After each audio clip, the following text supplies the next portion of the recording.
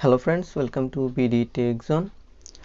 So আজকে আসলে একটা গুরুত্বপূর্ণ বিষয় নিয়ে আমি কথা বলতে চাই। সেটা হচ্ছে এই তো আমরা যে দেখতেছি 16ই ডিসেম্বর থেকে অবৈধ ফোন বা আনঅফিসিয়াল ফোনগুলো বাংলাদেশে বন্ধ করতে যাচ্ছে সরকার। সো এটা নিয়ে অনেক দোকান মালিক আন্দোলন করতেছে বা অনেকে অনেক চেষ্টা করতেছে যেন এই আনঅফিসিয়াল ফোনগুলো বাংলাদেশে বন্ধ না হয়, এক কথায়। সো তাদের এই দাবিটা কতটুকু যৌক্তিক, এবং যদি আনঅফিসিয়াল ফোন বাংলাদেশে বন্ধ করা হয় তাহলে এটা সত্যি আমাদের উপর কতটুকু প্রভাব ফেলবে বা আমরা কতটুকু ঝামেলায় পড়বো একটি ফোন কিনতে গেলে, এটা নিয়ে একটা বিস্তারিত ভিডিও তৈরি করার প্রয়োজন। একটি না, আমার মনে হয় 2টা ভিডিও তৈরি করতে হবে। বাট আসলে এই ভিডিওগুলো তৈরি করতে আমার টাইম লাগবে, যার জন্য ভিডিও দিতে সময় লাগবে। সো তার আগে আমি ছোট্ট করে কিছু কথা বলতে চাই যে অনেক জায়গায় আমি দেখলাম এই দোকানিরা তাদের আন্দোলনে বলতেছে যে 1 লাখ টাকার ফোন নাকি ট্যাক্স দেওয়ার পর সেটা 1.5 লাখ টাকা হয়ে যায়। সো এগুলোর মধ্যে কিন্তু ট্যাক্সের অনেক বিষয় রয়েছে যেটা তারা ওইভাবে বলতেছে না। কারণ হচ্ছে কি, ব্যবসায়ীরা তো সবসময় চাইবে যে তাদের লাভের বিষয়টাই বলতে, কোন জায়গায় তাদের লাভ হবে এটা বলতে। সো আমি আসলে আপনাদেরকে সোজাসাপটাভাবে বলি, বাংলাদেশে যে সমস্ত কোম্পানিগুলো ফোন তৈরি করে থাকে, ফোন কমপ্লিটলি তৈরি করে না তো অ্যাসেম্বল করে থাকে, অর্থাৎ ফোনের কেসিং এবং চার্জার তৈরি করে থাকে, সে সমস্ত ফোন, অফিসিয়াল ফোন, বাংলাদেশে ট্যাক্স পড়ে মাত্র 5 থেকে 7%। আর যেই সমস্ত ফোন বাংলাদেশে কেসিং এবং চার্জার তৈরি হয় না, শুধুমাত্র বাইরে থেকে পার্টস নিয়ে এসে অ্যাসেম্বল করা হয়, সেগুলোতে প্রায় 7 থেকে 10%-এর মতো ট্যাক্স পড়ে। আর যেগুলো ফোন সম্পূর্ণভাবে বাংলাদেশে কমপ্লিট রেডিমেড বাইরে থেকে তৈরি করে নিয়ে আসা হয়, সেগুলোতে ট্যাক্স পড়ে 57%-এর মতো।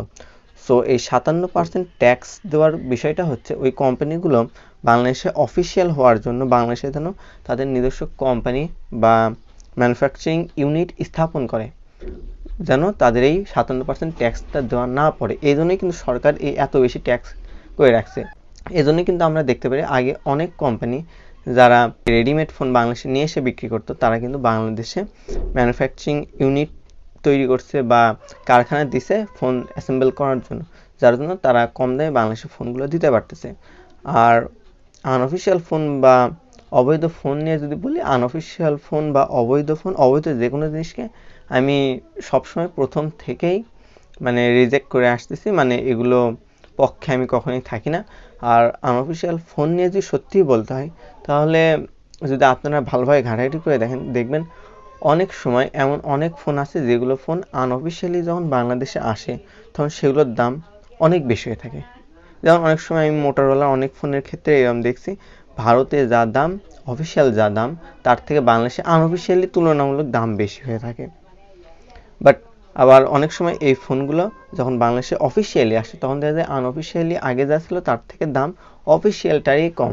যেমন এর আগে আইটেলের আমি একটা ফোন দেখছিলাম, সেই ফোনের দাম ছিল প্রায় আনঅফিসিয়ালি 21 কি 22 হাজার টাকা, যখন অফিসিয়াল হয় সেই ফোনের দাম কমে 19 থেকে 20 হাজার টাকা হয়। সো বিষয়টা হচ্ছে এই বাংলাদেশের ব্যবসায়ীদেরকে তো আসলে সাধু বলা চলে না, ম্যাক্সিমামই অসাধু। সো এরা যখন একটা ফোন বাংলাদেশে আনঅফিসিয়াল থাকে তখন সেই ফোনটা আনঅফিসিয়ালি নিয়ে এসে সেই ফোনটাকে বেশি দামে বিক্রি করে। আর অফিসিয়াল হয়ে গেলে সেই ফোনটার তো একটা ধারা বাঁধা একটা দাম থাকে, নিজের ইচ্ছা মতো একটা দামে বিক্রি করা যায় না।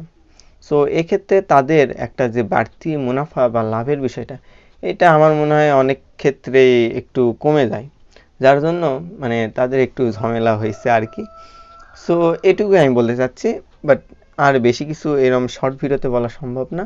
বেশি বলার জন্য আমি ফুল ভিডিও নিয়ে আসবো। আপনারা যদি বেশি এর সম্পর্কে ডিটেইলে তথ্য চান তাহলে এই ভিডিওটাতে লাইক করে কমেন্ট করে দিন এই বিষয়ে। সবাইকে ধন্যবাদ।